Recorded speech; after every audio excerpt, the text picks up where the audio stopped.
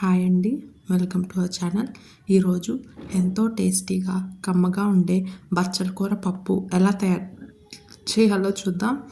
ఈ రెసిపీని తయారు చేసే విధానం: ముందుగా కందిపప్పుని శుభ్రంగా కడుక్కొని 1 గంట పాటు నానబెట్టుకోండి. నానబెట్టుకోవడం వల్ల మనకి పప్పు మెత్తగా ఉడుకుతుందండి. ఇప్పుడు అందులోనే పసుపు, 2 పచ్చిమిరపకాయలు, 2 టమాటా ముక్కలు, కొద్దిగా ఉల్లిపాయ ముక్కలు, అలాగే ఆయిల్ వేసి మూత పెట్టుకొని 3 విజిల్స్ రానివ్వాలండి. ఇప్పుడు స్టవ్ ఆన్ చేసి ఒక బాండీ పెట్టుకొని అందులో కొద్దిగా ఆయిల్ వేసుకోండి.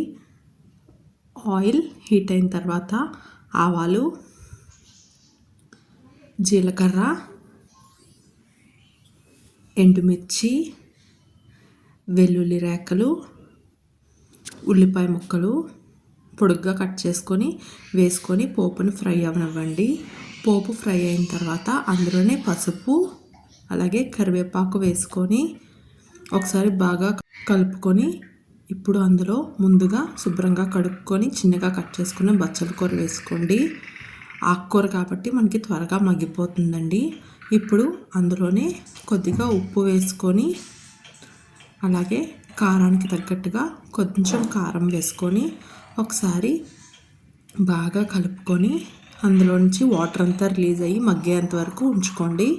ఇప్పుడు ముందుగా రెడీ చేసుకున్న పప్పుని బాగా మెదుపుకొని పక్కన పెట్టుకోండి. ఆకుకూరలో ఉన్న వాటర్ అంతా రిలీజ్ అయ్యి బాగా మగ్గిన తర్వాత ముందుగా రెడీ చేసుకున్న పప్పులో ఆకుకూర మొత్తం వేసుకొని ఒకసారి బాగా కలుపుకొని మీ కన్సిస్టెన్సీ తగ్గట్టుగా వాటర్ పోసుకొని అడ్జస్ట్ చేసుకోండి.